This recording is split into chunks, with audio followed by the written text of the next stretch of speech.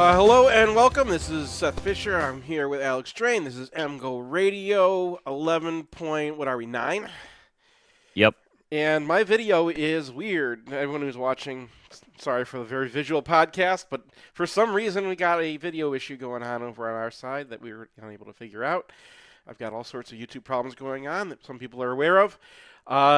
But we're going to power through. We want to thank our sponsors, Underground Printing, for starting this and making it possible. Stop by and pick up some gear. Check them out at ugpmichiganapparel.com or check out our selection of shirts at mgoblogstore.com. Associate sponsors are Peak Wealth Management, Matt Demarest, Realtor and Lender, Ann Arbor Elder Law, Michigan Law Grad, Human Element, Sharon's Heating and Air Conditioning, the Sklar Brothers, Winewood Organics, Community Pest Solutions, Radicate Oral Surgery, Long Road Distillers, who I'll be walking around with, by the way, so say hi if you see me, and Signalwire, where we're recording this now. And sorry that they're having some issues, too. We don't have Brian. He's on vacation this week. The preview was written by me. The faux film was written by you. What do you think of Purdue?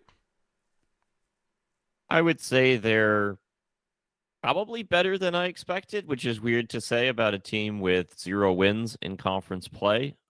They've been more competitive, I guess. Like, they were in a tight game with Minnesota. They were in a tight game with Rutgers.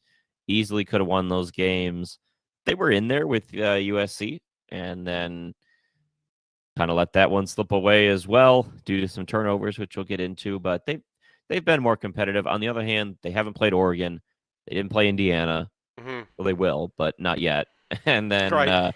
they didn't play Ohio State, so we haven't seen them against the best of the best. But this looks more like a team that's just kind of in line with the bottom tier teams in the Big Ten, as opposed to completely abject, which was my expectation, because they're essentially in year 3 of starting over. Like, they started over with Ryan Walters year 1. They started over the second year because Walters lost his guys to the portal. And now they're starting over yet again with Barry Odom. Yeah, which is, I thought it weird that Barry Odom came here in the first place. Like, Yep. Like that dude, he's a good coach. He was successful. He was a Missouri star, had success, made all the way to head coach of Missouri when his old head coach retired. Perfect story, right? Didn't have success in Missouri, fell down, became a defensive coordinator at Arkansas. Brought some of his Arkansas guys to UNLV, and he had success there. We faced him very early on in 23, but they went to the conference championship that year. They did so again last year, even after losing, Jaden Maiva because they couldn't, meet his NIL demands. And maybe that was why he decided he just can't compete at that level, but he could have sat there winning 10 games a year until, an LSU or someone called him up. And it seems beneath him to have taken the Purdue job, especially now that they're not in the Big Ten West. The lock-in with Indiana doesn't look as nice as it used to. All the things that were favoring Purdue as a nice job, it's hard to recruit there. It's West Lafayette. They have academic standards, not the top in the Big Ten, but higher than average for a Big Ten school, and definitely higher than average for an FBS program. It's not an easy road, and I think he's a good coach. I think he hires good assistants. I think that they look well coached, right? This looks like a bad team well coached. It was I don't know if that was your takeaway, but I was watching them, especially against Notre Dame. I was like, these guys had some talent. Yeah, I mean, I think the issue for them is their players just aren't very good, and that's largely because they had to pull everyone out of the portal as a bottom rung power conference team. I mean, you look at both sides of the ball, there's just so many transfers on both sides. So that's kind of the story for them at the moment. You mentioned the assistants thing. They have a new offensive coordinator with Odom. he had Brennan Marion when he Mm-hmm. was at UNLV, the go-go offense guy. Marion went to be head coach at Sacramento State, which doesn't seem like it's going great at the moment, but we'll see what happens there. Yeah. So he had to find someone new, and he got Henson. I think Josh Josh Henson is his Henson. Yeah. name. Yeah, which was interesting because he knew Josh Henson from when they were at Missouri together originally under Gary Pinkel. Mm-hmm. And then when Odom took over the Missouri job, he didn't keep Henson on staff. And Henson went elsewhere. He went and was with Mike Gundy at OK State. Then he was at A&M under Jimbo, and then he was at USC under Lincoln Riley. And so I guess Odom realized he made a mistake in letting Henson go and brought him now to Purdue. And Henson was offensive coordinator last year at USC. Now, obviously, he was not calling Right. plays, He but was the OL coach with a title bump. yeah, Yeah. but he got to see Riley up close, and you can definitely see some similarities with their offense.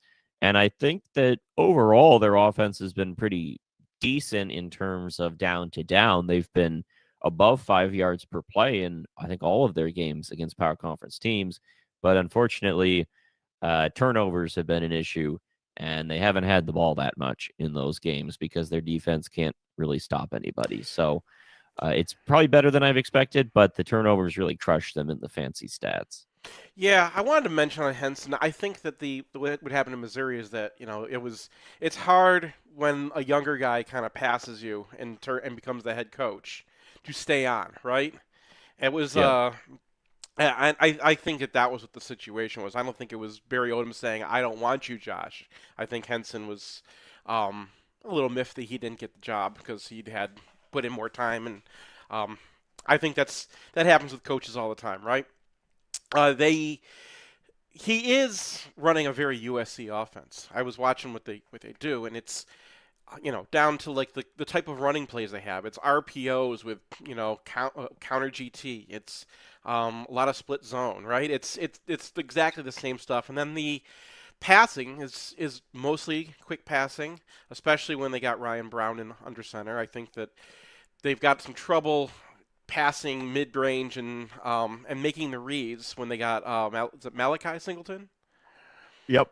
Yeah. So I think we should get right into that quarterback controversy because it does seem to be a controversy now. Ryan Brown banged up against Northwestern, left the game.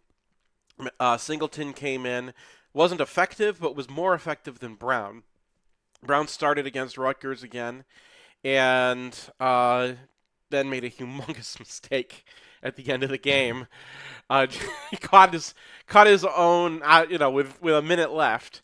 Instead of knocking the pass down after it was bad in the air, caught it and then fumbled it, and that gave Rutgers the opportunity to kick game-winning field goal. So there's still rumors that he's banged up, and it might be Malachi Singleton. What do you think of these guys? Um, it's interesting because you go back to the start of the year in August when I was looking over these teams. A lot of the buzz on the Purdue sites was about Singleton.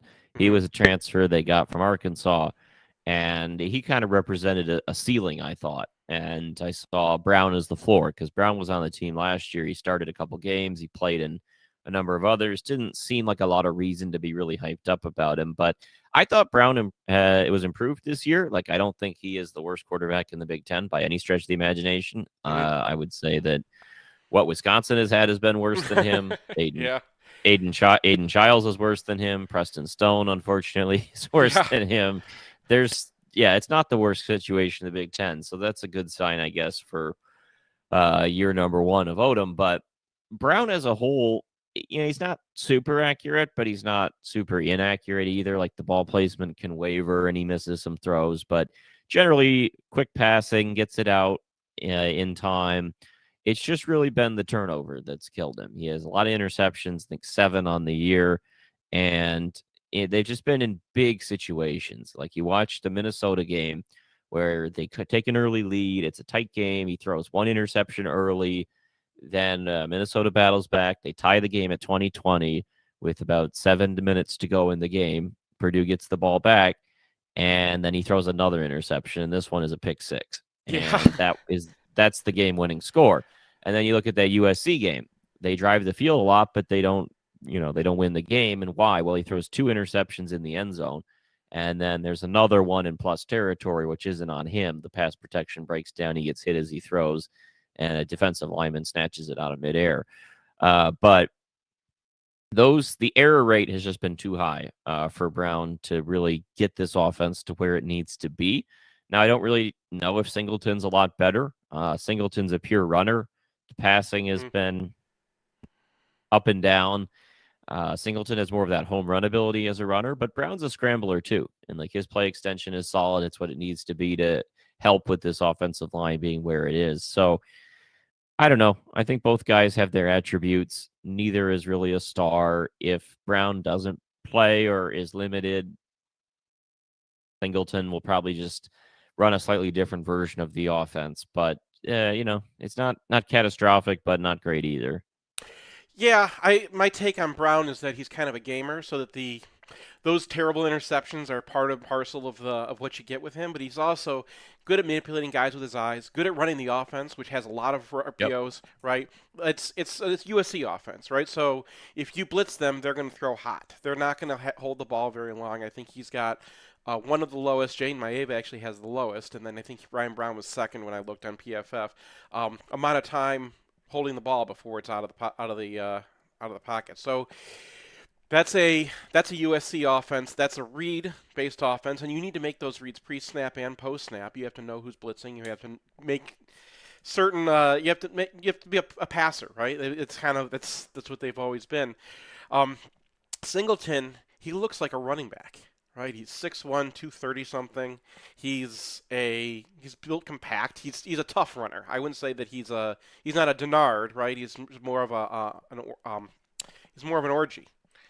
And is that fair, man? Can I say that this is a Warren orgy situation where one guy can run the offense and can move around a little bit but throws too many bad interceptions, and the other guy is kind of just a runner with some accuracy issues? Yeah, I mean, I don't think that's a crazy comparison. I would say Brown is probably better than Warren, but it's not crazy. And neither guy is going to get a lot of help from the receivers, which has been a big problem for Purdue this season. They have 24 drops, I believe is the number PFF had. Oof. In contrast, Michigan has 17.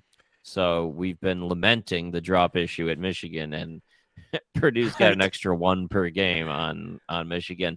And really the story is, if you look at those wide receivers, they don't have anybody as good as Marsh and McCulley, either one. So it's just a lot of, Samaj Morgan and Fred Moore and Kendrick Bell and just a lot of just kind of guys, and they don't really make plays. There's nothing dangerous about them, and then they drop the ball just all the time. And, there's one that isn't a drop, but Corey Smith in I don't remember which game it was, maybe the Northwestern game, catches the ball on a deep ball, holds on, runs 2 steps, and then coughs it up, puts it on the ground for a fumble. It's like with that, and then the hit as he throws interceptions with the fumble from Brown at the end of the Rutgers game. There's just like a kind of blooper reel element to this offense where they can do pretty well and move the ball, and then it just something really dumb happens and then it falls apart, and that's just kind of been the story for them this year. Yeah, I've got the I've got your faux film chart up for the readers, so we can kind of go over those receivers. The guy who gets the most targets, they got 2 of them are Georgia transfers, but the one who gets the most targets is the slot receiver Michael Jackson III, who's a 5th-year senior. Actually, was with Henson at USC before that. Was a backup slot for years at USC. I don't think played at Georgia. Maybe he was injured last year or something. I don't remember seeing him in Georgia last year, and I watched plenty of Georgia. But he seems just kind of like a guy. It's hard for us to make fun of them for having slot receivers who are just guys, but that's he's not been really the problem with the drops. I think he's kind of just the safe underneath target that Brown trusts the most. Did you have any other takes on Jackson or? Nah, not really. I mean, all these guys just aren't they're just not very good. Well, you remember Nitro Tuggle? Yeah, that was a Michigan recruiting target once upon a time, and He was a talented kid coming out of Indiana, and then he went to Georgia, and he was only there a year. So when he transferred to Purdue, I was like, you know what, that seems fine. Like, we're Yeah, he's always from weary of down Indiana. transfers. Right. He's going home. He only played a year at Georgia, and just I didn't really see a lot from him. And just none of these guys, the tight ends as well. They don't have a go-to guy on Hmm. this offense to throw to, and that's a bummer. Yeah, the tight ends. I actually kind of had I found a site that was all of a sudden they started asking a Purdue guy about their team, and he just went off on the tight ends. So, um, I guess George Byrne was their best player, kind of a blocky type. Didn't necessarily start, but was kind of their Bredesen. He's been hurt all year, so without him, they're kind of just running out some guys. Christian Moore is kind of a fullbacky, kind of just guy, not really not much. I say fullbacky, more like an H back. Sorry. And then they have another player like that, Rico Walker, who was once upon a time a top 250 athlete, but was kind of expected to play defensive line or something. He transferred from Auburn. He started his career at Maryland. And then Christian Earls is a weirdo. He's 6'8", 280. So basically just an offensive lineman. Um, Yep. Wearing number 87. He's another one of those UNLV transfers. So's Christian Moore, the UNLV transfer. And then there's a UNLV transfer on the offensive line. It's he this is trying to put together a team late, right? This is just a Yeah. yeah. And then the offensive line. Speaking of those guys, um, you you had an interesting take, which is that when you read from left to right, it's just the story gets worse.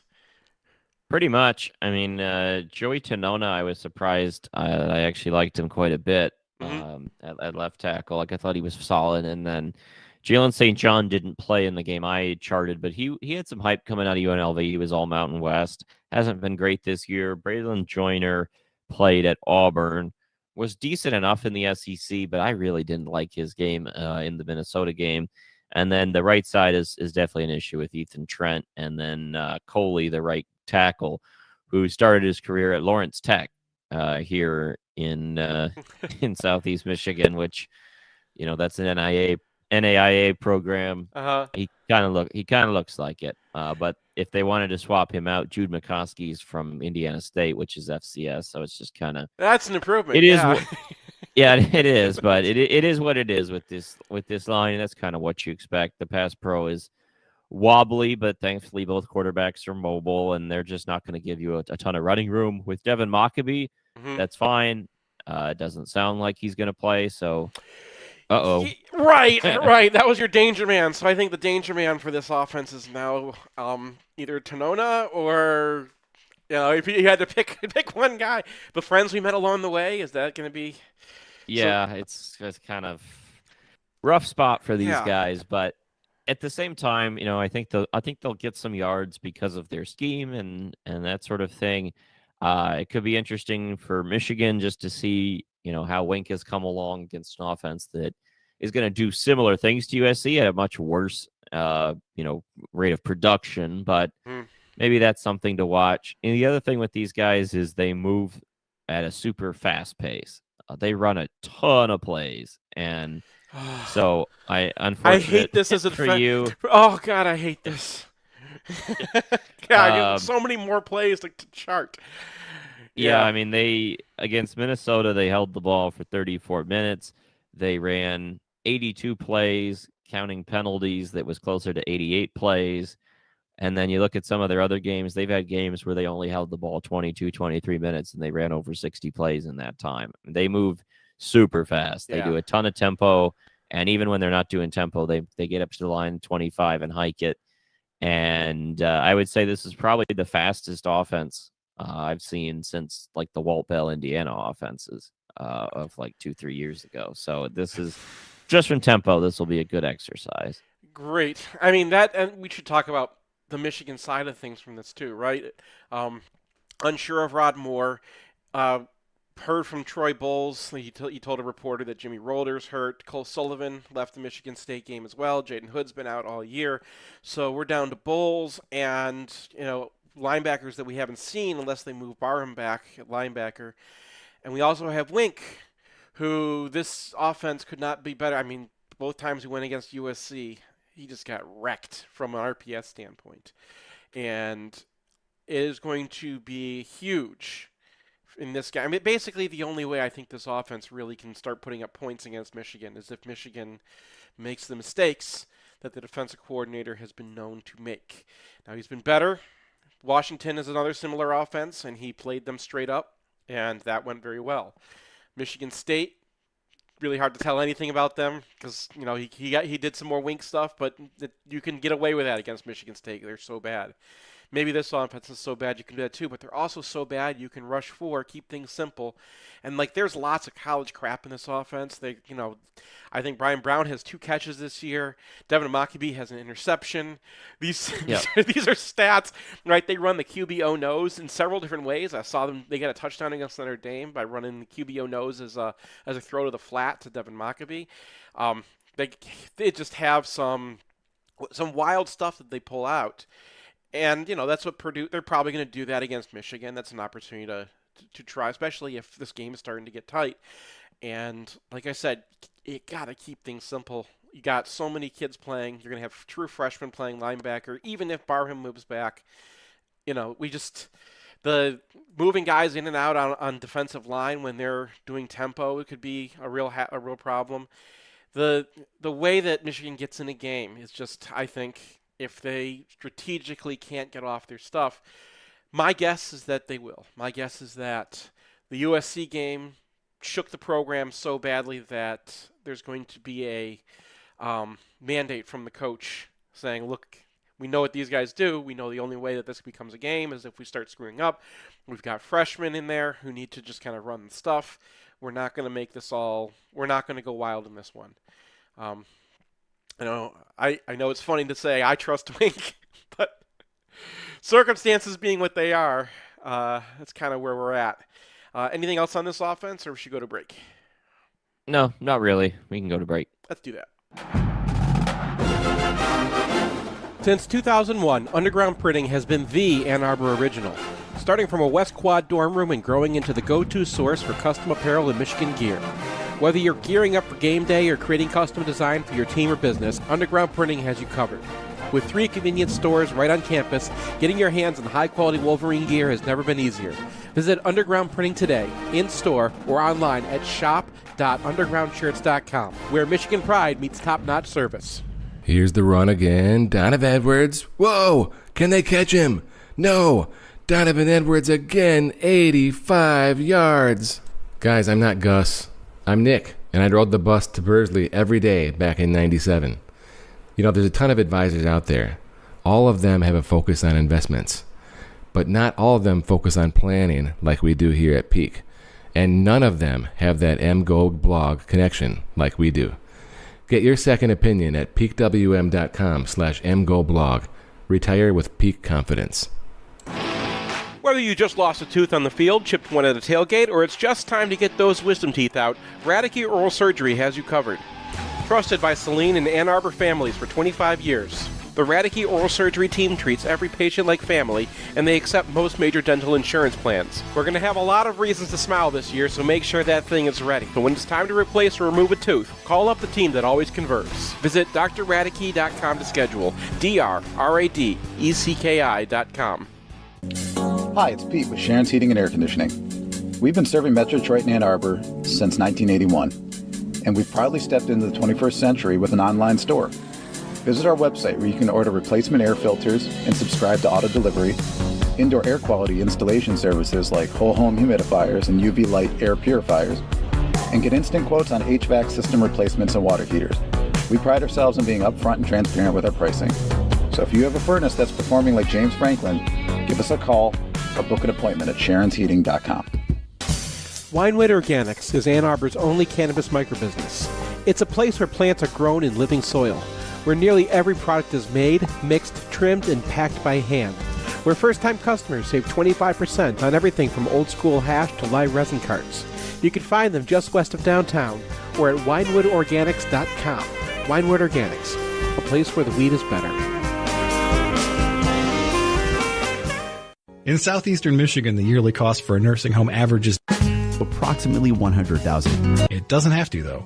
Reed McCarthy founded Ann Arbor Elder Law after handling a tricky situation for his own family. Years of experience later, his boutique firm works with clients across Southeast Michigan, dealing with Medicaid planning, long-term care, and tax, disability, and family law, not to mention family dynamics. If you have a family member who may need that level of care, or if you're ready to start your own estate plan, Reed can give you a plan for the future.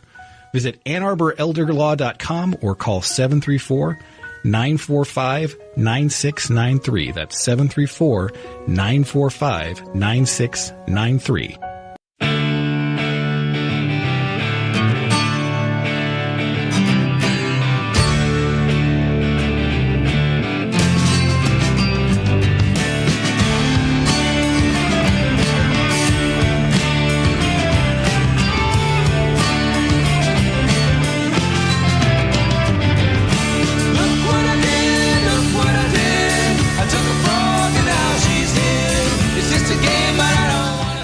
Welcome back to MGoRadio 11.9. This is Seth Fisher, and Alex Drainbrine is not with us this week because he's on vacation. And we are moving on to the Purdue defense. So let's go to an ad break. I think that we've discussed the Purdue defense enough.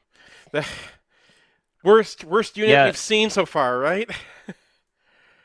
Yeah, I mean, it's probably like pretty close to MSU. No, MSU played well against Michigan, but what's interesting about it is like MSU's defense was bad, and they were interesting bad because their pass defense numbers were so bad that there was something to kind of laugh at and dunk on. With Purdue, like I was looking at the PFF team grades, right, and it's like run defense, pass or coverage, pass rush, tackling. All four, they're between like 85th and 101st. Like it's just they're not really good at anything. They're not catastrophic at anything. It's just they just don't have very good players. Like I don't know who is the pro player on this group. I don't know. I mean, maybe their one edge might get drafted like in a later round, but that's about it. It's a all new defense of random guys from the portal, and it just kind of looks like that. Yeah, I think actually I got to repair the. Because C.J. Nunnally was the guy that you decided to put a star on, and I think I put it on the wrong guy on the graphic. Sorry, man. Been burning the candle at both ends for dealing with some other issues right now. But let's talk about Nunnally. So and this defense. First of all, the Michigan State defense, they got back an injured safety that kind of really reshaped because they went from having the worst player on the field, who've been a major problem in a lot of their issues, to a senior coming back. Purdue is also missing a senior former top 250 recruit, Miles Slusher, who went out against Notre Dame, and I think that's when the wheels kind of fell off in the secondary. The cornerbacks are not very good, but they ask a lot of their cornerbacks, and you didn't sign them. You kind of were judicious with your signs, but I was not a fan of those safeties. Yeah, like it's the one safety is Jadari Hines, and then the other one is Tony Grimes, who you accidentally put the star on. Right. Definitely not a star. I'll fix that. I will. He's just a guy. He's just a guy. Like he was at UNC originally. I think it was after he was at UNC is when Michigan was kind of flirting with him in the portal. We recruited him the first time too. Okay, yeah. Michigan's always interested in him for some reason. He ended up at UNLV with Odom. Then they brought him to Purdue. He's better than Hines, but both guys are pretty vulnerable. Hines in particular was getting dunked on by KJ Duff last week in the Rutgers game. Now, Duff is really good, but that's something that's potentially replicable for McCulley. And, they do put those corners on an island a fair bit, and that's something you can look at. And, yeah, I mean, the safeties, as you mentioned, they lose Slusher. That was a tough blow for them. Hershey McLaurin came in. He's a two-time transfer. There's a number of guys because, like, Taj Rael, the other safety, is also a two-time transfer. There's a lot of two-time or three-time transfers on this team. So that kind of tells you a lot of what you need to know. Yeah. Yeah, I mean, Grimes, his story is a little weird because when he entered the portal, he committed to A&M, then decommitted, then committed to Michigan State, and then ended up in UNLV. So he's kind of been a vagabond anyway. Hines was like you said, the bigger issue. But Grimes, they Notre Dame, I think the first play of the game, they just went after him, and Purdue makes this possible by rolling those guys down. They're going to have them play press man. So I just think that like if they do that, we're going to really see the road Bryce, home Bryce thing, or whether the road Bryce thing is just a night Bryce thing, right? Maybe he's so young his body clock just can't handle playing after 8:00 p.m. But that I see these matchups and I'm just like, yeah, man, put it up to McCulley, right? Or have Marsh run by this guy and see if he can hit a deep shot. He has been a little iffy on his deep shots, but this would be a good game to get right. It is at night, kind of harder to find the ball in a black sky, but it's a part of the game, and there's lights in the stadium. It's not like it's impossible to do that. You mentioned two-time transfers. The guy preseason that Purdue was kind of talking up, thinking they were going to be the leader of the defense, is a two-time transfer that Odom recruited to Arkansas, had to kind of re-recruit him to UNLV, and then brought him to Purdue, and that's Manny Powell. Interesting linebacker, I think, that he's a kind of an Ernest Hausman-ish, poor man's Ernest Hausman, smallish, quick, smart, tries to stick his head in there, not a great tackler, trying to kind of make it work. I don't know, he didn't impress you at all. Doesn't really impress on tape, but the way they talk about him is like he's critical to having the defense work. Yeah, I mean, I thought that when they brought him, as well as Charles Correa, both starters are, guys from UNLV, which, by the way, is a little humorous that there's a Charles Correa when Carlos Correa, the baseball player, Carlos is Charles in Spanish. Right. But anyway, those two guys came with Odom, so you kind of figure they'd be predisposed to be at least a little bit of stability in the middle of the defense, but it just doesn't really seem like it's translated. Like Powell beat the Cyan barely, but Correa didn't. Then their other guy, Sanford, who was recruited by Odom at Arkansas before he went to UNLV, not great either. Sanford's like their Sam 4-3 guy. So linebackers have just been a bit of a concern to me, and that allows the 7-8 yard chunks that you see on the ground that this team can give up is a lot of times from the linebacker. The safeties did a good job tackling, though, to prevent like any long runs, but I just wasn't real fond of the linebackers, especially on the ground in the Rutgers game. Yeah, well, so they make things hard on the linebackers. It's kind of a Nebraska defense, right? They have they go with a lot of 30 fronts. They'll move out a defensive lineman and put Sanford on the field for 3-3-5 stuff. Against Notre Dame, they were especially twisty and guys popping into every single gap. Yeah. So that's been Barry Odom's defense all along, right? You just never know where guys are going to appear. And when you're doing that, the best way to attack that is stretch. And we saw Michigan do this against Nebraska, where they just stretch them. Guys got stuck outside of their gaps before they could get there, and Michigan was able to hit big runs. Crippen had a big part of that. Evan Link was actually the worst offensive lineman, I thought, for Michigan in that game. He was the one kind of misidentifying things. Nate Effobe, gosh, I did it. Effobe. Nate Effobe was actually a really good had a really good game. And we'll get into Gio El-Hadi's game against Michigan State and how he's playing since he got back. But Guanera had a good game. Sprague was up and down in that. If Michigan can block stretch well, they can't play that way. And then I think that the defensive tackles can get pushed around. Right, and the defensive tackle is really interesting to me because I came away from that game being like, man, those guys just can't hold up. Like they're getting just blown out repeatedly. And then PFF is like, 72 grade, and including decent grades for that Rutgers game. I'm like, what are you watching? Yeah. like those guys were getting moved 5 yards downfield like often in that game. So there's been some moments from the Rutgers run defense. They held Minnesota and Illinois to pretty low yards per carry clips. On the other hand, those are pretty bad rushing offenses. I don't know what happened to the Big Ten, but this year, those two, MSU and Wisconsin, are like 4 of the worst run offenses in college football, and they're all in the Big Ten this year. So, yeah, against teams that are better running offenses, they've been able to get 4.5, 5 yards per carry against these guys. And like the Rutgers game, I think Rutgers, who's also a really bad run offense generally, they were able to get 4.8 yards per carry, and they didn't have a 50-yarder that's skewing the average. Like it was just consistent 6-7 yards. There were plays where Rutgers ran it 6-7 times in a row and are able to continue moving the sticks. So that seems like a vulnerability. Like, honestly, this is a game that if Michigan just wants to not respect Purdue and just kind of pack it in, run the ball, play defense straight up, like they have enough talent to be able to win this game at home pretty comfortably, I would think. You don't have to really game plan for this team, but if you want to, like, there should be opportunity for Bryce to throw too. Like this, they don't really do anything particularly well. I mean, I see Michigan fairly on par with like a Notre Dame, where now they're moving up into the playoff rankings because they played 2 games at the beginning of the season and that was it, right?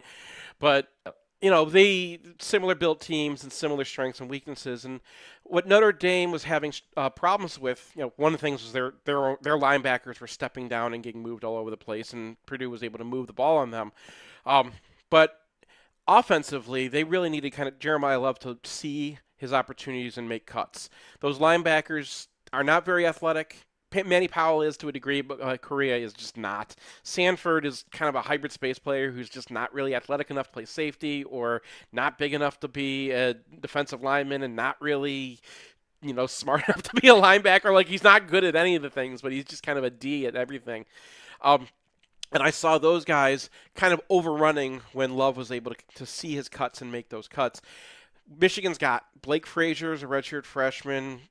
Guanera is a redshirt freshman, though he hasn't played like a redshirt freshman.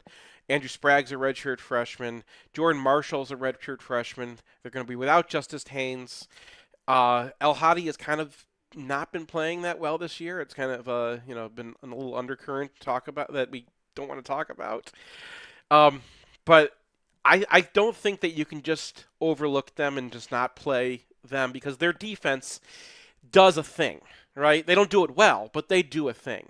And when a defense is going to do something that, is gambling like that, you have to play the game that you have to play the defense in front of you, just like Wink has to play the offense in front of him.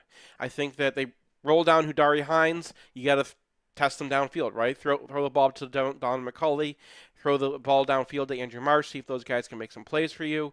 If they're blitzing Smiley Bradford, who's kind of like a hybridish nickel, you're going to have to get the ball to Samaj Morgan, make some plays in space.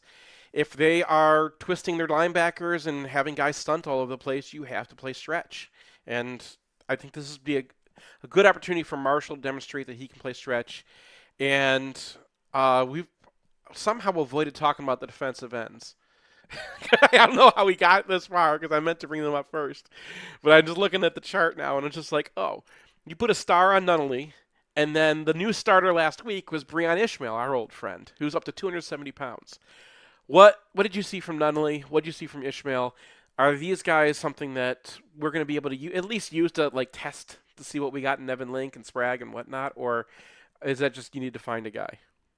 I mean, it's possible. Like, I think Nunnally is solid. He's not a superstar or anything, but he had a really good game against Rutgers, and the one I charted. Mm-hmm. He leads the team in pressures by a wide margin. He leads the team in sacks with 5. He really cooked the Rutgers left tackle in that game. So him up against Blake Frazier could be interesting. Like, I'd be intrigued at that. Not like a marquee matchup, but just something to give us a little readout on Frazier. And I don't think Nunnally's a fluke. Like, he was 2-time first-team All-MAC at Akron. Obviously, that's the MAC, but that's something. He had a kind of weird career path. He started at Jackson State, then he was at community college for a year, then he was at Akron. So this is really his first chance to show what he can do in a major conference, and he's done a good job this season. So that's something to watch. Ishmael is their larger edge. I think he's playing at 270 at the moment. It's a kind of a bummer for Brian that we finally... Yeah. He loved Breon Ishmael's name. Well, this whole team is filled with great names. Hershey McLaurin, Miles Slusher, C.J. Nunnally, Manny Powell, Taj Rael. Like, it just does not stop, right? Well, you forgot that it's C.J. Nunnally the fourth. C.J. Nunnally the fourth, right. Nitro Tuggle, Michael Jackson the third. Like they're just all over the place. They got great names. Yeah, they were calling Michael Jackson the third Mike Jack. in the game I charted, so maybe that's his nickname. But yeah, I mean, Ishmael, he did a good job like chasing runs down from behind, and I think the fact he's starting on this team is a good sign for him. Like, I could see him eventually rounding into like a solid starter in a Big Ten level. Mhm. Not sure if he's there yet, but the edges are probably the best part of this defense. But they're still not like a great pass rush team by any stretch. Not only is kind of their guy, if he isn't getting home, then they're just not going to probably do a ton. They didn't blitz much against Rutgers. They probably will more against Michigan. Mhm. It's just not a really like a feature or anything. It's just not a defense you should be super scared of. And it'll be an easier week, and then we come back out of the bye, and Northwestern's got a pretty decent defense. Maryland's defense has held up well this year, surprisingly, and then obviously Ohio State. So this will be the last kind of soft pillow we see on the schedule All right, until so whatever happens in the bowl game. how many yards for Bryce before you're starting to worry about Bryce this year? Like, what's the number that we have to hit in this game to be like, okay, Michigan State was a blip. Progress is not Passing linear. passing yards. Yeah, passing yards. How many does he need? It's tough to just say like what the approach will be, but yeah, you'd like to see him get over 200 probably. I mean, Okay. this is a defense that's given up 450 to the offenses with a pulse that they've played. So if Michigan's at 450, you'd think at least 200 are passing, and then 200 plus are rushing. Yeah, I mean, I'd like to see him at least 9.5 per attempt. The numbers are hard, Sure. like you mentioned. It's hard to give a solid number because, it's it's just going to be a weird game where Michigan's probably going to want to run the ball, and if they can get some. The way that Purdue goes down is you score quickly on them, or they give up a terrible turnover, and and things end quickly for them. Quickly, special teams. Michael Jackson is there. Mike Jack, I guess, is their returner. He's an interesting return. I think he's got 1.8 yards per return as a punt returner because he had one where he kind of ran backwards for a while and got taken down. He does catch 72% of punts, so he's going to get to them. But as a kick returner, he brings out half of them half the kick returns, which is a high number because most of the time teams will just kick it out of the back of the end zone, and that means he's bringing out every single one that he can catch. Yeah, I don't have a lot of special teams notes. I didn't really I understand. I'll just go through mine. He had a 56-yarder against Rutgers last week out of a kick return, so that set them up in one drive. So it's something to keep an eye on. That Michigan special teams have been kind of iffy, and this is a team that's going to test them a little bit. They will fake punt, right? This is a goofy college crap team. So their punter Jack McAllister is a Washington transfer. He's bigger. He does kind of a big, long leg who's going to overkick it sometimes. 41% of his kicks have been returned. He's got a 43 net, so he kicks them long. He's had a 50-yarder in every single game. He has converted, I think, twice on fourth down with runs. He's got a little bit of wiggle, and he's just a big kind of guy. So, it's 2 yards. He'll run at the line and then get the last 2 yards by running through your guy. And then Spencer Porth is their kicker. He was their kicker last year. He's 17-22 with a long of 48. Pretty accurate inside of 35, and they're not going to try anything longer than 45 unless they, unless it's just a late shot. Any last things on Purdue? Nope. All right, let's go to a break. It's good. Sometimes you get your little brother excited when you're playing basketball and stuff. You let him get the lead, and then you just come back and take it back. Do you think of Michigan State as your little brother? Yep. Hey, it's Nick Hopwood, CFP at Peak Wealth Management. What's great about MSU Week for me is that my little brother went to Michigan State, which means he hates Mike Hart with a passion and calls all Michigan fans Walmart Wolverines. But you are not a Walmart Wolverine, and you are probably in great shape financially. But are you optimizing? How much time do you have to devote to managing your portfolio and your financial plan? How would you grade your results? Be honest. And how much time are you spending on these TPS reports anyway? It's time to outsource and partner with a pro you know, the guy who rode the bus to Bursley. Visit peakwm.com/mgoblog today. Did you say rivalry week? Rivalry week. Rivalry week. Rivalry week. Rivalry week. Rivalry week. Right way. Guys, it's rivalry week. I can't believe I'm doing this. If you find yourself in the penalty box, you want a Michigan man arguing your case, call criminal law attorney and former prosecutor Jonathan Paul tonight It's 248-924-9458. Or visit his old website at MichiganLawGrad.com.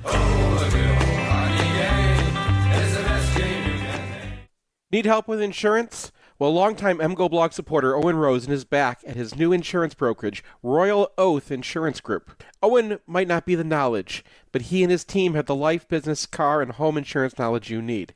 Based in Michigan, but they can also help in other states too, you can call or text Owen today at 586-229-1026 or visit Royal Oath, that's OATH, insurance.com. Is your online store sluggish, outdated, underperforming? You may be suffering from chronic crappy website disorder. 1 in 3 online stores built by your brother's friend's nephew currently suffers from chronic crappy website. But now, there's hope. Introducing Human Element. Huel has helped hundreds suffering from CCW to turn their online stores around, creating fast, secure, and engaging online experiences that turn visitors into customers and put products back at the top of their search engine game. Before Huel, I had abandoned carts, browser errors, and poorly animated GIFs. Now, with Huel, I can focus on what I'm actually good at, running my business. Jeffrey, would you be a dear and pull the Ferrari around? Side effects may include increased traffic, customer conversions, better ROI, compliments, elation, and early retirement. Why live with the disappointment of chronic crappy website disorder? Speak to your Human Element consultant today to see if Huel is right for you.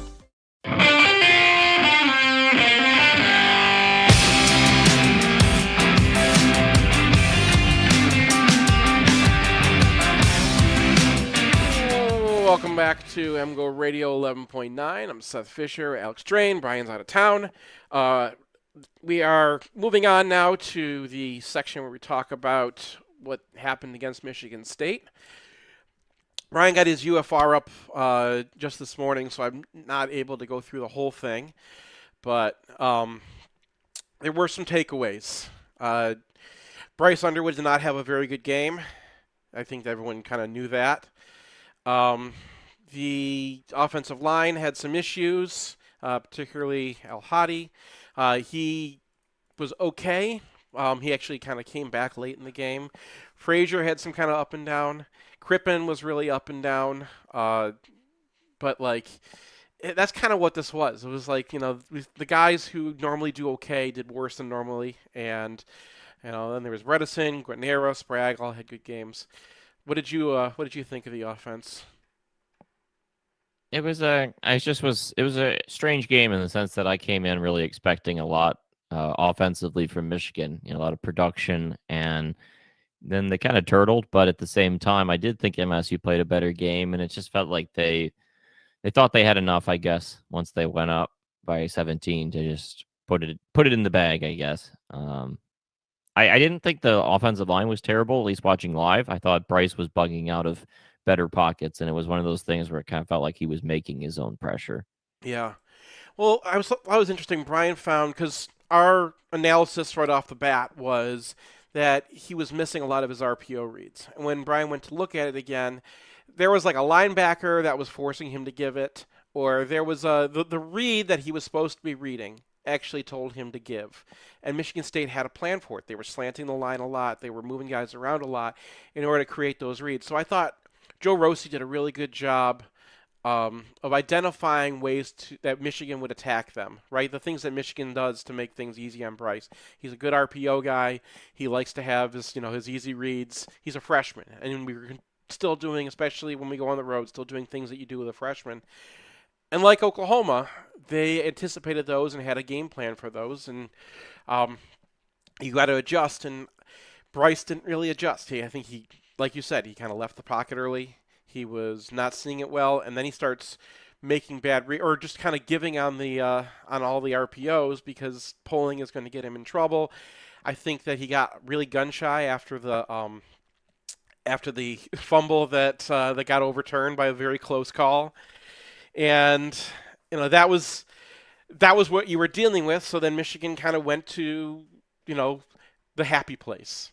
Right, they ran a lot of power. They had like a triple super duper deca power where they bring a guard and two fullbacks, and Bredesen can kind of insert in the same spot that they're down blocking, and as long as the linebacker's going outside. I had a neck sharpies on how they were using Bredesen, and then Al Borges actually contacted me to talk to me about that article and talk about how they're actually making that read for Bredesen pre-snap. So they'll see how Michigan State lines up, and like if this guy's in the B gap or whatnot, then they communicate that to Bredesen, and he knows where he's going to go. So it's not like he's making the read on the fly, but they have an idea of how they're going to block it up based on how Michigan State aligns, and then they trust Bredesen to kind of make it right, especially adjust if there's anything to adjust to. Michigan State did make themselves difficult to adjust to because they were slanting so much, but Guanera and Sprague did a really good job of carrying those guys. Bredesen is Bredesen, and that's really enough when you're playing Michigan State. Yeah, I mean, I definitely just comparing it to what I had scouted, it felt like MSU was blitzing a lot more. Like they didn't have a super high blitz rate in the games I had seen, but like the corner blitzes especially, and it just didn't appear that Underwood was able to pick any of those up. Yeah, well, obviously there was the offside, the quote unquote offsides that Michigan State fans were upset about. That Giles Jackson. Oh my God, why am I doing that? Samaj Morgan sees that thing ahead of time. He's pointing it out. He's like, "This guy is coming. This nickel blitz is coming," and they could read that ahead of time because it's one of those things where we've seen this a gazillion times. The nickel has a safety lined up directly behind him because they got to have somebody in the seam. So that's almost always a tell that the under guy is going to be blitzing. They had that. It was a tell.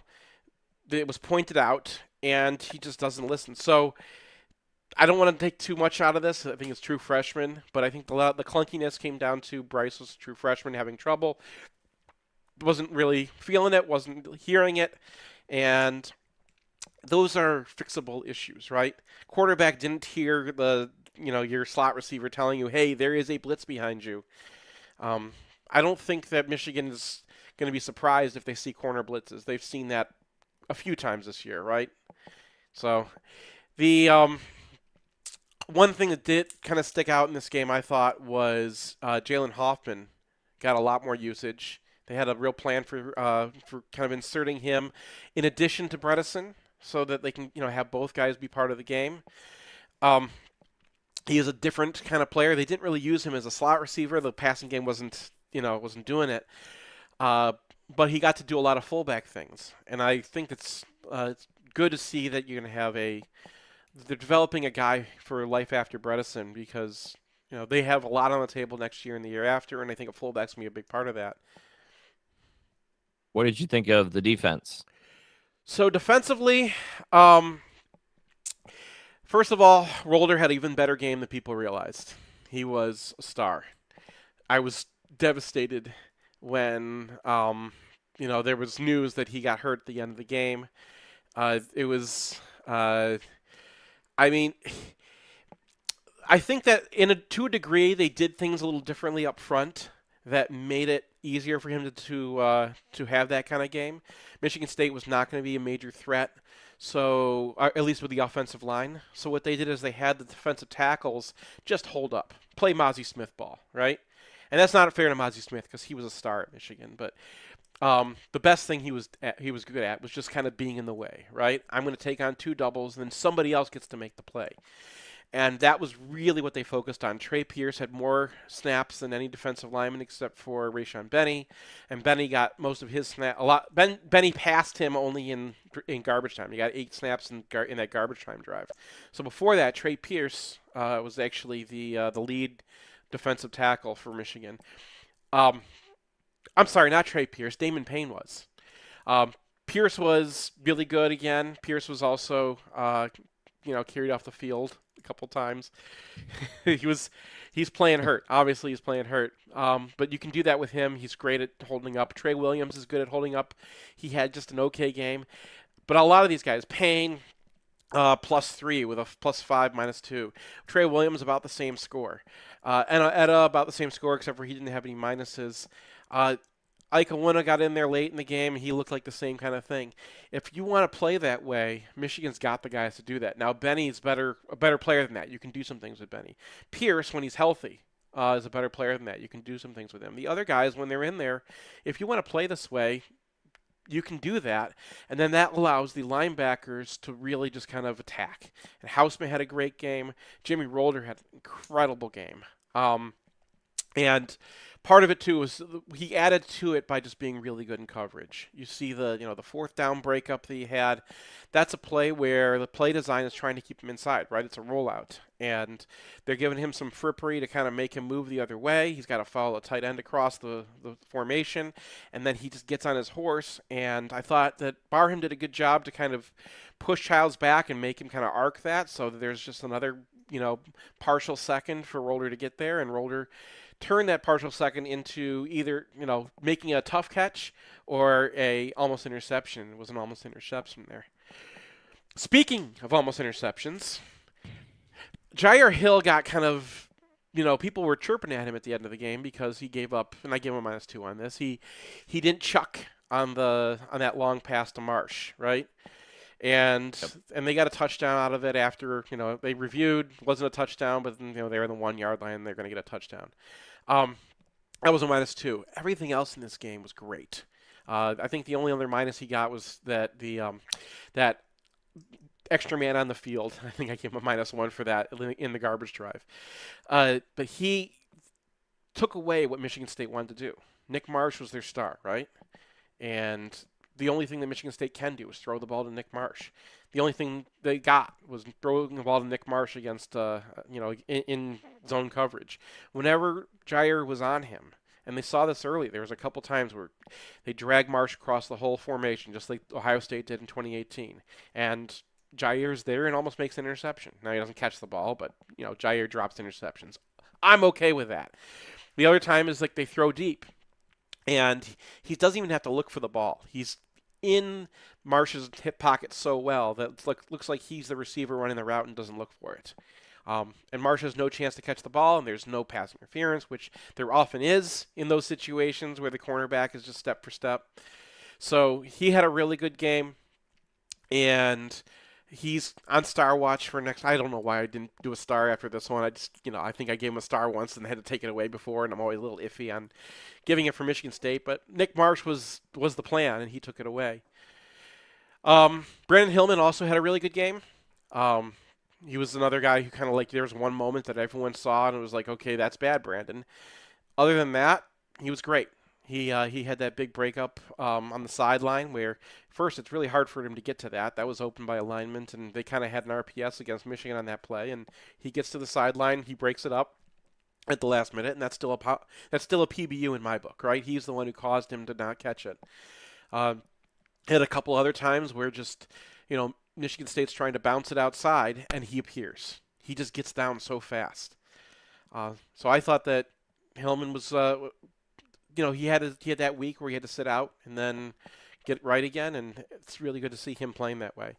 Some other guys didn't have great games. Zeke didn't have a great game. Everyone kind of saw some of his issues. He did have a good breakup, but some of the issues with converting him to safety, and I think they put a little bit more on him so that they could also put a little bit more on Jair Hill, and that didn't work out. And then garbage time, some of the guys in the secondary can't play.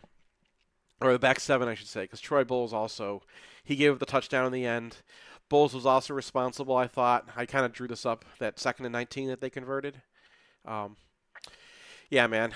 That was, like I said, it's really tough to lose Rolder and Sullivan at the same time here because I like Bowles. I think that he's got a lot of potential. He's a lot less of a heady guy than you think for someone who's the son of an NFL head coach. And what he screwed up was in cover 3, you've got to control the seams first, right? Cover 3 is not about going to your zone. It's about how you get to your zone. It's all about the path, right? Because the path is going to take you through where they want to pass to off the snap. That's exactly where they're looking right off the bat. He doesn't take his path. He doesn't do his V, I guess they call it in Michigan's playbook. He just goes right after the out, and it's 2nd and 19. There's no reason to be on a tight end out who's going to get 2 to 5 yards on 2nd and 19. But he does that. That opens it up behind them. There are other fail-safes. There's other guys who are involved in that. Zeke Berry could have been in tighter coverage. Ernest Hausman could have dropped back and gotten under that and deterred a throw. But the reason why that throw was made in the first place is Bowles doesn't get back. And he's not doing a whole lot of positive. He's small, so he gets pushed around when he's trying to get to engage. I don't want to dump on the guy. And then I don't know how much you want me to get into Cam Brandt. It's been decently well hashed at this point, I would say. Right. Yeah. He's just not playing well, and his playing time doesn't make sense, especially with TJ Guy playing very well. I know that they're technically in different positions. I brought this up on WTK with Sam, but Sam just kind of did the thing where he smiles and kind of, yeah, I'm not talking about it. It's obviously something the program believes in. It may just be they're trying to keep the tread off of Derek Moore. That was what they said, right? He's technically Derek Moore's backup. He's a third-year player, and that's whatever they're seeing from him. It's worth it to them to play Brandt as much as they are in order to keep Derek Moore healthy. It doesn't make sense why Derek Moore is on the field in garbage time if they're doing that, but this, I'm not going to rehash this stuff all the time. That's what the program's doing, and it's my job to grade it. Any other questions on these guys? Nope. All right, Michigan State's behind us. We're going to take a break and then come back with a fun segment where Alex and I get to decide who goes where for the coaching carousel this year. Long Road Distillers ready-to-drink canned cocktails are made for Michigan game days. Our lavender lemonade is crafted with our own vodka, real ingredients, and an enthusiasm unknown to mankind. No corners cut, no shortcuts taken. Distilled and canned in Grand Rapids, it's ready for the tailgate, the stands, or your post-game celebration. So whether you're gearing up for the game, raising a can in victory, or charting for the next UFR, take the long road. Made in Michigan, for Michigan. It's the time of year where cracks in your defense get exposed. Good thing the fix is a phone call away. Community Pest Solutions is a lockdown defender for homes and businesses. If you're hearing noises in your walls or attic or dealing with bug problems, it's time to call Community. To schedule an inspection, just Google Community Pest Solutions or hit up their website at pestfreemi.com. Hey, fellow Michigan fans, this is Matt Demarest, Realtor and Lender. For a decade now, you've heard me on the podcast talk about mortgages, and I've helped hundreds of fellow Michigan fans in that capacity, including Brian and Seth. But many of you don't know I'm a real estate broker as well. I promise to make buying, selling, or financing homes simple and cost-effective anywhere in the state of Michigan. Whether you're upsizing, downsizing, buying a vacation home, or building a real estate investment portfolio, send me a text or give me a call. It's never too early to make a plan, and the call is always free. My number is 734-882-8194. Again, 734-882-8194. Or you can find me online at realtorandlender.com. That's realtorandlender.com. Whether you want to buy, sell, or finance a home, or even all three, I promise to provide the experience so many of you have come to expect over the years. And as always, thank you, and go blue. NMLS 1011726, Equal Housing Lender.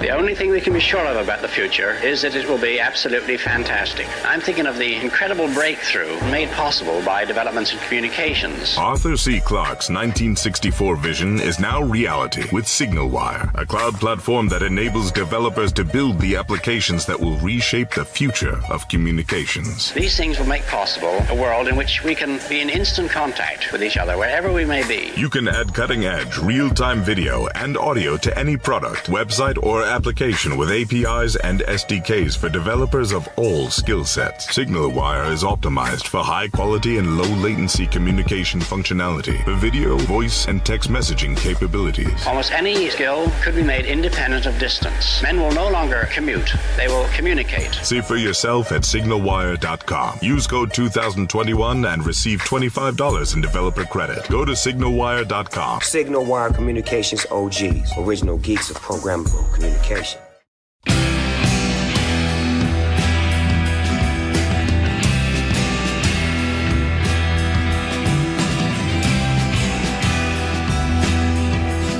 Welcome back to MGoRadio 11.9. I want to thank Rand Gesture for the interstitial music. Rand Gesture's a longtime reader and fan of MGo Blog. I don't know if his band's doing anything anymore, but I found them. He sent his album to me in 2017. I think we used 3 other songs then, and I found it again this week. And a week that I really needed some music to make me feel better about some things. I really appreciated having something to rock out to again. And good discovery, man. Grand Gesture. Look them up. I've got the link in there, and highly recommend you add them to your playlists. Speaking of adding to playlists, we went through the list of open coaching jobs, or jobs that we think are going to be open. For each one, I have a person who has to approve. So the rule is we can pick whoever we want to be the person they hire. We don't have to go with just the person we think they're going to hire. But you have to go through the person who's going to be the one approving it, right? You can't be someone that, if Michigan was hiring, it had to be Ward Manuel, etc., right? So I got my list. I got most of my list. I might have to change some things. Let's start with LSU. I think that's the top job available right now. Person who has to approve is Louisiana Governor Jeff Landry. Yeah, this is interesting. I kind of wondered if they would be looking at a big name again after the whole Brian Kelly thing, or if it's an up-and-comer, but I'm kind of thinking Lane Kiffin here. See, I don't think that because I think Lane Kiffin's going to be expensive. And first of all, Landry just had this whole long rant about agents, and I mean he's way off his rocker. He's making claims about Jimbo Fisher that were completely untrue, and blaming his old they obviously, after his comments about the AD was fired, and now they get to pay him a buyout too. But it wasn't him he hired Jimbo Fisher at A&M, but he's not the one who gave him that extension that had that huge buyout. And then Brian Kelly, that's his fault. But after talking so much about that, also note that Landry has to win a primary in I think late October or early I think it's got to be November, like first weekend in November. I think has to win a primary in 2027. So this hire, right, which everyone knows is going to be Landry's hire. He picked all the board of trustees or whatever they call them there, the regency, whatever their word for it is. He chooses all those people. That's how they do it in Louisiana. So everyone knows he's going to be the one making this choice. This choice has to have a good 2026, or at least a 2026 that looks like they're going to be competitive, and then not have a big loss in early 2027, right? So that's where he's going to have to be. So I think that he's going to have to pick somebody who's going to agree to a smaller buyout. He's going to have to pick somebody who's going to be used to dealing with all the crappy politics of LSU, and I don't think that works with Lane Kiffin, right? Kiffin's got the best agent in football. He's been getting jobs that he doesn't deserve for years, and he's going to do so again. I'm going with John Sumrall of Tulane. Okay. UK alum, went to Ole Miss, had a lot of success at Troy, and then has been having success at Tulane, hasn't been there very long. Would he take an incentive-based contract? Yes. Would he bring some of his players from Tulane with him? Yes, including his quarterback, Jake Retzloff. So I think that move is one that when the politician gets involved and now is on the hook, what he can do is have a guy who knows how to deal with Louisiana politicians, someone who everyone respects in Louisiana, somebody who knows how to recruit Louisiana, and is going to be approved by someone who has to win elections in Louisiana in 2027. Is he going to be the best choice for LSU? No. Are LSU fans going to like it that much? No. Is he going to actually win at LSU? Probably not. But I don't think a big-time candidate wants to, even though it's a great program historically, LSU is not going to have the kind of money that, Michigan or Ohio State has in the new NAL era. They competed better in the era when it was, when it was brown bags. They were a brown bag program. They were the biggest brown bag program according to some. So that's who I'm going with, John Sumrall. Yeah, I can buy that. Tulane is, in state, so I can see that one. Penn State next. Yeah. All right, person who has to approve, Patrick Kraft, who's not related to the Kraft family, either of the Kraft families, right? Not really the Heinz family either. He's just a guy who likes football and is in charge. But he is good friends with Matt Rule, who has taken himself off the board. So that was kind of I thought that's where they were going to go, and it's interesting that Rule agreed to a contract with Nebraska. Maybe it's not the best job anyway. So who do you got for Penn State? This is a tough one because Rule seemed like the obvious shoe-in, and now the list of names for here is kind of tricky if you're not going to pull any of the guys out of the South, like the Midwest names. I kind of am leaning towards Jeff Brom here. Now, this is a tough one because would he leave Louisville? That's the big question. Right. But Penn State, I feel like, has enough prestige, and the amount of winning that has happened with Brom in the Big Ten, right? He was at Purdue. He did well for that size program. He has a definable skill set as an offensive guy. I like that one a little bit more than like a Hartline or Matt Campbell, for example. Yeah, I do like the idea of going with an offensive guy. I think some of the names that they were talking about are defensive guys, but they're locked into a pretty sizable contract with their defensive coordinator, right? So you kind of want to hold on to those guys. I am going with Kalen DeBoer. I think Penn State wants to go in. They have more money than anybody, more money than LSU. I think Kalen DeBoer has always wanted to be a Big Ten guy. I think that Bama is starting to scare him, that he sees the writing on the wall already with their NIL program is actually not competitive with some of the other SEC schools, let alone a lot of the Big Ten schools that they want to compete with, that he's not going to be able to have the same success that Saban had in the era that was better suited for Alabama to be a major program. And if he wants to get out now, he would have a lot of support at Penn State.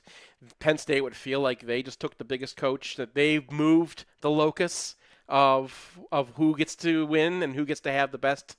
I think he's a fantastic coach. I think he builds a fantastic staff. I wouldn't want them to do this, but I think Penn State is – I'm not saying that they would. I'm not saying that this is what they're going to do. I know that they've got a lot of money coming up for Franklin as well, but they just raised an ungodly amount of money for their stadium. And Penn State, there's so many guys at Penn State who weren't Michigan fans. We know, right? All of a sudden, we're flush with NIL. We can afford our basketball team. We got the number one recruit in the basketball portal. We got an expensive hockey team somehow as well. We got an expensive football team as well, right? The money's flowing. Penn State is another school that they were paying players a little more than we were, but still kind of staying out of that game for the most part, but had alumni who can really, really just throw out ungodly amounts of money because they work in Wall Street or they own a lot of property or something, and they've got the ability to do something big. So I would say Penn State, go get Kalen DeBoer. If I were them, I would be that insane fan. It feels like a tough pull, but that one is a better idea, I feel like, than Manny Diaz or Brian Hartline. Yeah, but, or Clark Lee. They could go back to Vanderbilt. Hey, he's had more success than Franklin ever did, and you could bring Bart Simmons with him. Although both those guys are Vanderbilt dudes, like they grew up around Vanderbilt. Yeah, I don't know that's the tough thing with Clark Lee and Brent Key. Like those are both alums of their school. So Florida. So the person who has to approve, Donald Trump. Sorry, Santa. That's the those are the rules in Florida. There's some. Their governor's going to be involved in this one too. But Florida does seem to want to throw around some money. They just want to make sure they throw around some money at somebody important and big. Who do you got? Maybe it's not a big enough name, but I feel like Eli Drinkwitz is the name I have here. A guy who's been successful at Mizzou. He's been in the SEC. He was the same division before SEC abolished divisions. And it just feels like it'd be a name that you could sell to alums that would be appealing while not being like maybe the toughest pull. I mean, he's not a Missouri guy or anything. No background there. And if Florida can outspend Mizzou, then I think that one's gettable and would probably be a decent idea. Yeah, I thought that they were going to be in the Lane Kiffin one, but I'm going to go throw Lane Kiffin to Alabama after Kalen DeBoer leaves. So that's going to open things up for them to go and get Brian Hartline. who coached under Urban Meyer, right? They've had success. That I think that they call Urban Meyer and ask him, right? Even though that didn't end very well, he knows what it takes to win at Florida, and I think that they would like to tap into that again. I think that he's certainly an up-and-coming coach that they'd be able to sell. And what's been the problem for Florida? Ironically, recruiting, right? They keep on hiring guys who can't recruit. So Hartline's a great recruiter. Hartline's been named in other opportunities. I don't think that he's a great fit for Penn State because he was part of a program that was on the opposite extreme of bagging and following the rules and whatnot, and I don't know if that's really going to work long-term at Penn State. I don't know if he's even passed the interview at Penn State because of the way the Hartline does things. But Florida, they love it. That's exactly their kind of guy. And I think that they've had success, and they've had their most success when they went and got an OSU guy before. They'll go and get an OSU guy again, Brian Hartline. But it would be funny if they hired Jimbo Fisher. Arkansas. Okay, Arkansas. Yeah, this one I think is really interesting because I just don't think Arkansas is a good job, honestly. I think it's one of the worst in the power conferences, and the reason is you don't have a great natural recruiting base. Arkansas is not a very populous state, so you're fighting to be the second or third mouth in Louisiana or Mississippi or Tennessee or Texas or Oklahoma, and it's not. I mean, even Vanderbilt, Vandy's in a great location. Right? Arkansas is in Arkansas. Yeah. So I think this is a tricky job, and I just wonder if, a Rhett Lashley would really leave for Arkansas over SMU. So I will go down the totem pole a little bit and pick Ryan Silverfield from Memphis. Okay. I think that one is enough of a step up that he might take that job. Again, not a Memphis guy or anything. Has a lot of NFL background before he came to Memphis, and he's been successful in Memphis. Yeah, and Memphis is really close to Arkansas, just on the other side of the Mississippi River. So he's been in the rough area. So I'll go with him. I like that pick. I like that. It's it's better than my pick actually. Person to approve, by the way, is Bobby Petrino. The candidate I got for them is newly available Brian Kelly. Sure. Who also has been right across the border, also knows the area, also has been able to win at a lot of different places. And, the culture fit at LSU was not great. The culture fit at Notre Dame was always a little off. He's a jerk. Where can you be an absolute horrible person and be a fantastic football coach? The University of Arkansas. They are very used to this, right?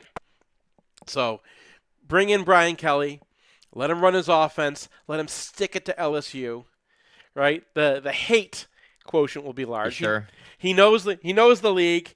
It would be a big hire for them. It would get the boosters excited. And Arkansas, that's the other problem. Arkansas, more than these other SEC programs I'm talking about, are one of those programs that are getting left behind in the shift to NIL, right? Purdue's got more money to spend. Indiana's got more money to spend. Arkansas does not have, beyond the Walmart money, someone who really backs them up. And the problem with the Walmart money is then that's who you have to please all the time. And they've kind of, you would think that they've got unlimited funds to throw at this, but they just don't. They haven't.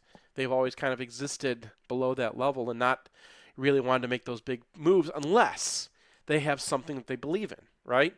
I think Brian Kelly is a good move for them because they would have Brian Kelly as a spokesperson for Walmart, which is just so lovely to me. Yeah, Brian Kelly and Calipari together would be quite a cool thing. That was the other thing, right? They went and got Calipari. Now they stole Calipari, but that's kind of the same level of thing. Would you go Wisconsin or Virginia Tech for your next open position? We can go to Virginia Tech. I got Franklin here. This just seems. I know that there's been a lot of buzz about that, and it just makes sense to me. A step down for Franklin, but kind of out of the limelight. And if he brings Virginia Tech back to even a decent level, then a lot of the criticism that haunted him at Penn State, I don't know, will they be that upset about, dumb game management stuff when Virginia Tech has fallen as far as it has, right? Right. You'll buy yourself a lot of goodwill just for, if you can get them back to 9-10 win program. And I think he could. Like, he's a good recruiter. The ACC is winnable.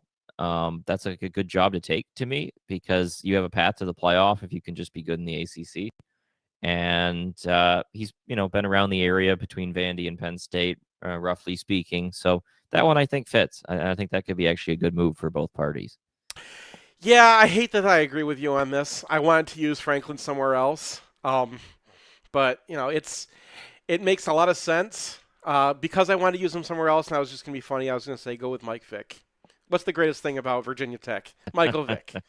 Michael Vick just sitting there, put a staff around him. Can he coach? I don't know. But I wanted Franklin somewhere else, so I was going to go with Vic here. And the person who has to prove is Beamer, I guess. So probably, yeah. You would approve of that? Yeah. I think they are going to hire. I think that was far enough down the line that they're probably going to be hiring Franklin, but we'll see. Wisconsin, if it opens up. If it opens up. And the person who has to prove is Ted Kellner, by the way, who's the big financier for Wisconsin. I would kind of split between Jason Eck and Lance Leipold. Leipold is the guy with Wisconsin background, coaching at Whitewater. The flip side is he's not really like, if we want to be old Wisconsin again, yeah. It's not really his thing. So, but Eck, on the other hand, doesn't have the long track record, but obviously he played at Wisconsin. I'll lean with Eck, like the offensive line guy, culture fit, a guy that's, in a tough situation in New Mexico right off the bat. I think he'd be up for the task and likes Wisconsin enough to take that job. Yeah. If they fired Fickle, I would guess that would be that's who I would go with. X, is an alum. When I wrote about him for New Mexico, I was like, everywhere he's gone, he's had success. Just no one gave him a better opportunity than he's had. Even New Mexico looked really feisty, right? He had good ideas, and they looked organized. Idaho looked really organized. And what you want out of a coach is, that he's coaching to what he's got. And Eck is really good at taking what he's got and trying to get the best out of them, which is what you got to do at Wisconsin. So intellectually, absolutely, I agree with you on Eck. The problem, Ted Kellner has to approve. And what is Ted Kellner going to say? He says that Luke Fickell was a great hire, and they're going to stick with him, that his quarterbacks have been injured, so it's not fair to adjust to him, that he was very successful beforehand. So, and Lance Leipold, I think he's told people a few times, I'm not leaving for Wisconsin, that they missed their opportunity. So I don't even think he's on the board as much as Wisconsin fans think he's on the board. I think he coached at UW in Milwaukee, so they're like, okay, he would come. But Jason Eck's our choice, and Luke Fickell is a high possibility to keep his job for some reason. So let's move down to UCLA. They got an interim coach, but there's an argument to keep Tim Skipper and the Neuheisel, tandem around just with the way they played. But I feel like I don't know that. Who has to approve is the Rose Bowl, by the way. The people who own the Rose Bowl have to approve, because we're done with like Chip Kelly and crap like that, right? We're gonna have something that goes with the aesthetics of this place. Go on. But I feel like with some of these names, like, are they a super desirable job? Like, I've heard they want Jed Fish. That seems like a downgrade to me. The one name I've seen that I do kind of like here, though, is Tony White, the defensive coordinator at Florida State. Was at Nebraska before that. He's a UCLA alum. I feel like when you look at Brent Key and Clark Lee, those two guys that have brought tough programs back in Georgia Tech and Vanderbilt, they both have something in common. They're alums of that school. And Jonathan Smith at Oregon State was an alum of that school. I feel like if you're down the totem pole, the right guy to hire is an alum, because it's somebody who knows the program, knows the difficulties, and is willing to stay long enough to build you back up. And if Tony White is a UCLA guy, which he is an alum, then let's go with that one. That's a good pull. You might like my option too. Jonathan Smith. I know everyone's if he doesn't go. Everyone's trying to go back to Oregon State. Everyone's trying to ship him back to Oregon State, but let's go over Jonathan Smith. He grew up in Pasadena. Okay. He's a nice guy. He's a long-term, let's just build things within our own range, right? He I don't know if Nico Amailev is going to stick around there, but he's coached quarterbacks like him, and he might, be able to keep that going. And he's just so much more of a UCLA, sunny California guy than he is Corvallis, Oregon. Like, if he's got an option between living in these two places, where is he going to be? Right? And Yeah. and like it's so the exact opposite of Michigan State, right? It's actually a pretty like almost too easygoing administration for what they are. Um, he could he can coexist.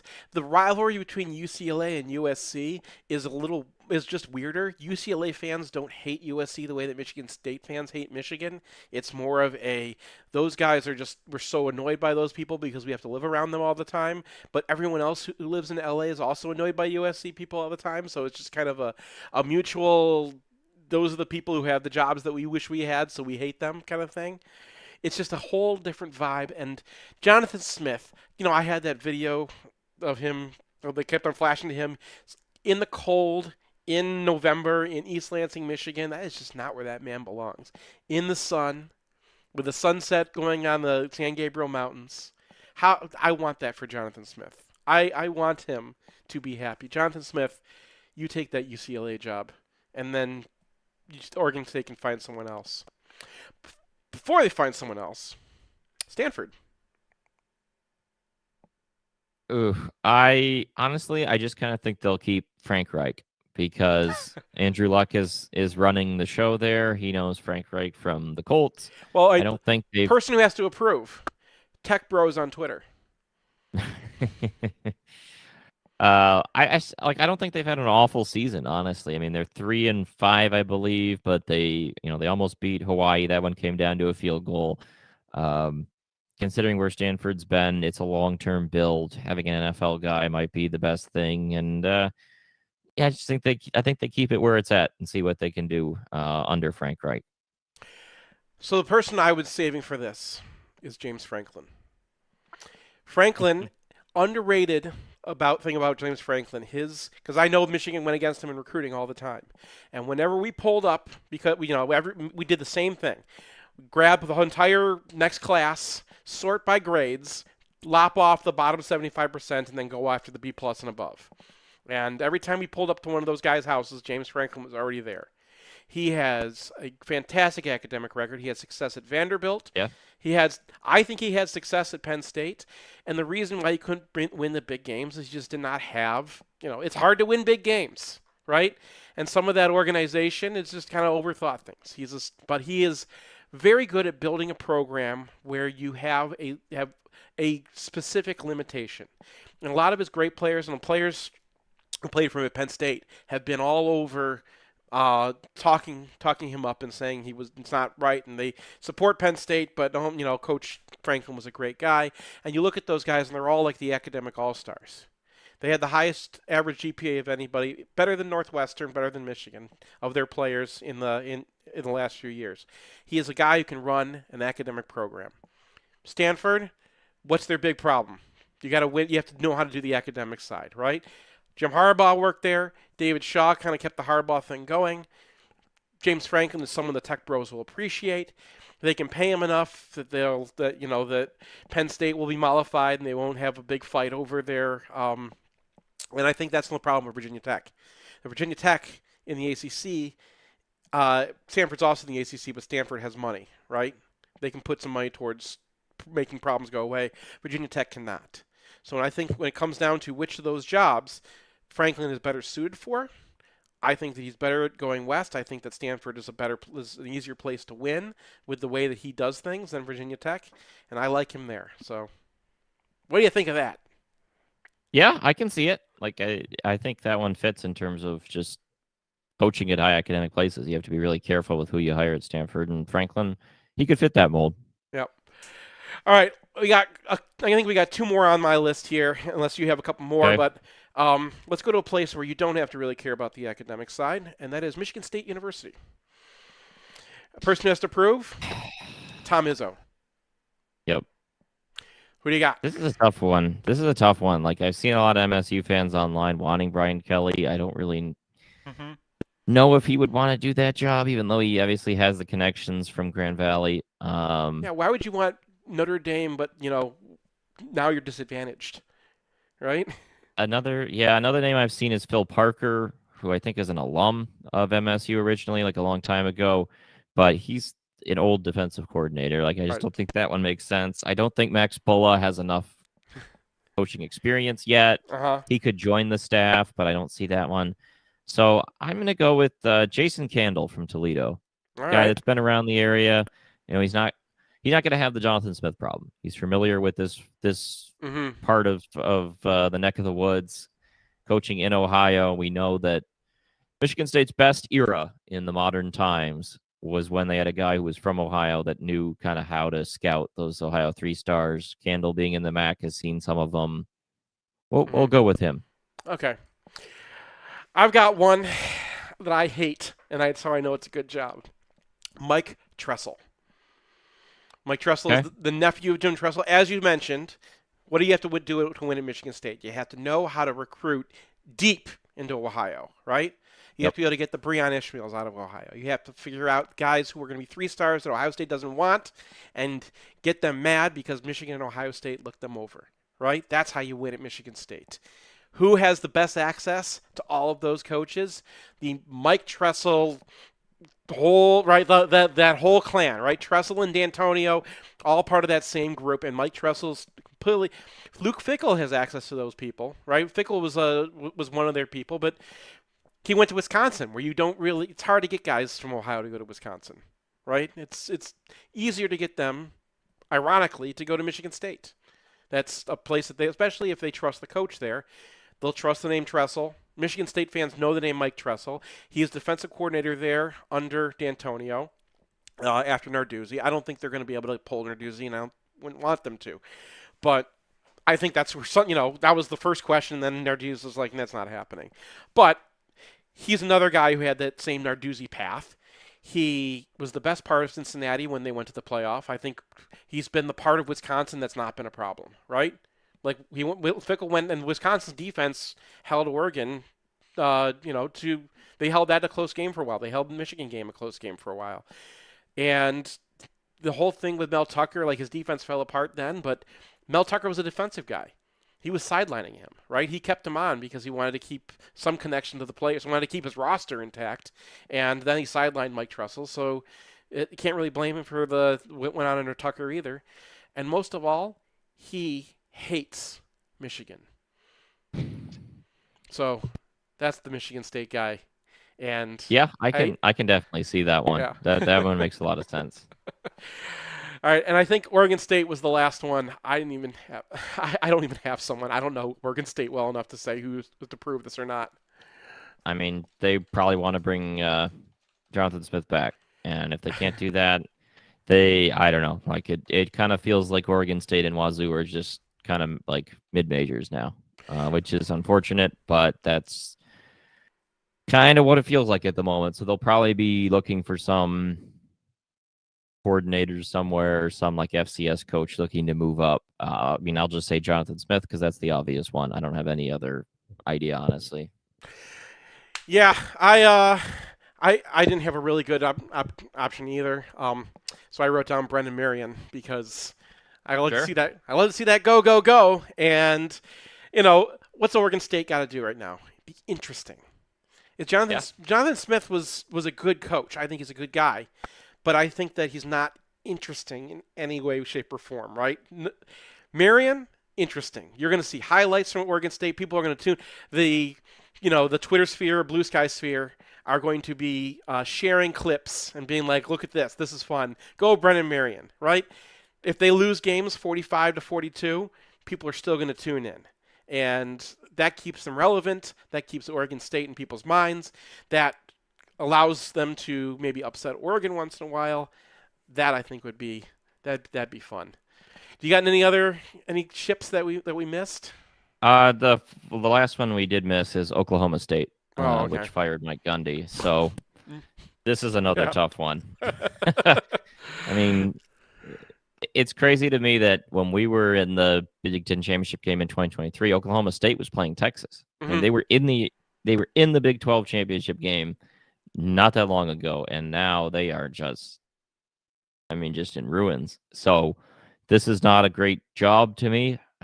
It's, you're below Oklahoma and Texas in terms of the recruiting ranking in that area.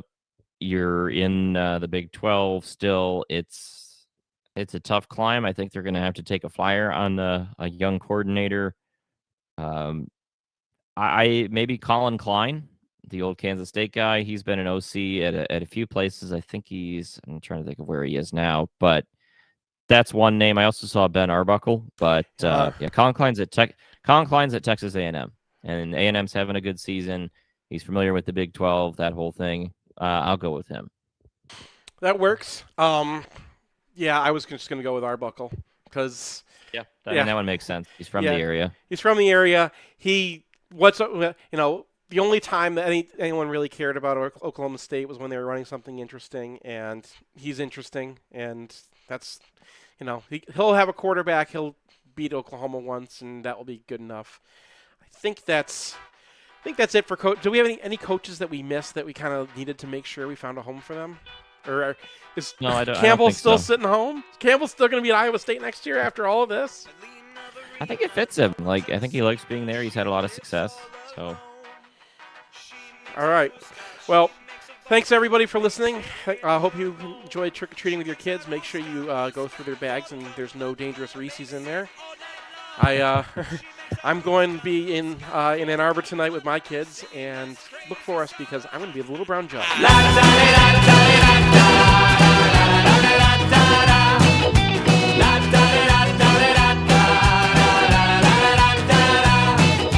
Boris is a mayor and a land surveyor with plans of his own.